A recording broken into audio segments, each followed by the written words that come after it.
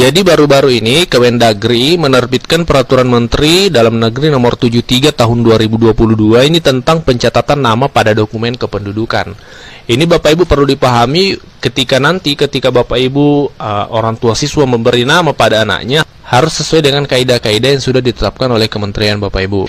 Yang pertama perlu kita pahami, pencatatan nama untuk di dokumen kependudukan ya, termasuk KK dan KTP, itu yang pertama harus mudah dibaca, tidak bermakna negatif dan tidak multitafsir.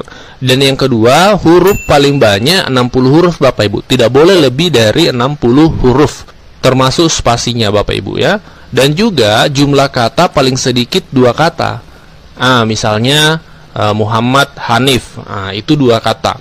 Tidak boleh misalnya Hanif saja, karena ini akan berpengaruh pada pengurusan dokumen-dokumen selanjutnya. Ketika Bapak Ibu anak-anak kita nanti mengurus misalnya paspor, itu minimal 2 kata. Jadi ketika Bapak Ibu atau orang tua siswa memberi nama untuk anak-anaknya diharapkan minimal 2 kata Bapak Ibu.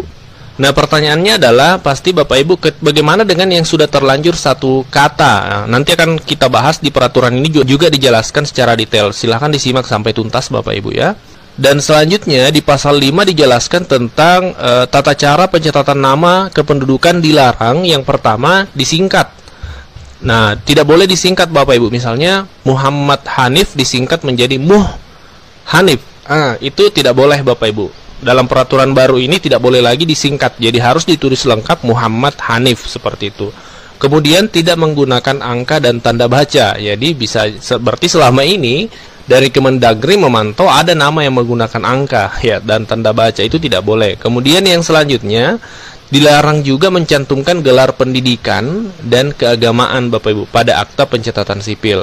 Jadi ketika nantinya mengurus untuk dokumen kependudukan dilarang untuk mencantumkan gelar pendidikan SPD, SSOS, SE. Misalnya Muhammad Hanif SSOS itu tidak boleh. Cukup ditulis Muhammad Hanif seperti itu. Dan juga gelar keagamaan, informasi yang kami dapatkan gelar keagamaan ini termasuk misalnya contohnya Haji, ya itu tidak H titik Muhammad Hanif, itu tidak boleh Bapak Ibu. Cukup ditulis namanya saja, tidak boleh mencantumkan gelar, baik itu gelar pendidikan maupun gelar keagamaan. Ini berdasarkan aturan dari Permendagri Nomor 3 Tahun 2022. Ini aturan baru Bapak Ibu ya. Di pasal 8 dijelaskan Bapak Ibu, ini perlu kita pahami sama-sama.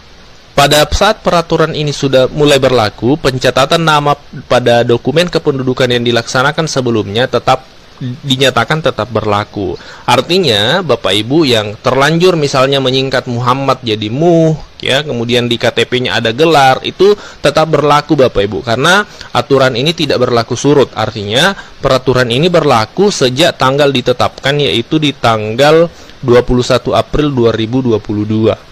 Nah, peraturan ini sebenarnya diperuntukkan untuk anak-anak kita ke depan ya, cucu-cucu kita. Ketika kita memberi nama kepada anak-anak kita, itu harus mengikuti aturan-aturan tadi Bapak Ibu.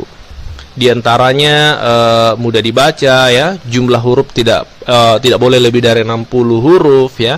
Kemudian paling sedikit 2 kata. Itu yang diharapkan. Kemudian juga yang dilarang tadi adalah tidak boleh disingkat ya, tidak boleh disingkat namanya. Kemudian misalnya Abdullah menjadi ABD ya, seperti itu. Kemudian tidak boleh menggunakan angka dan tanda baca, dan tidak boleh mencantumkan gelar pendidikan dan keagamaan. Ini info hari ini, silakan di-share kepada orang tua, kemudian rekan-rekan guru yang lain, supaya informasi ini diketahui dan bermanfaat untuk semua. Terima kasih dan Assalamualaikum warahmatullahi wabarakatuh.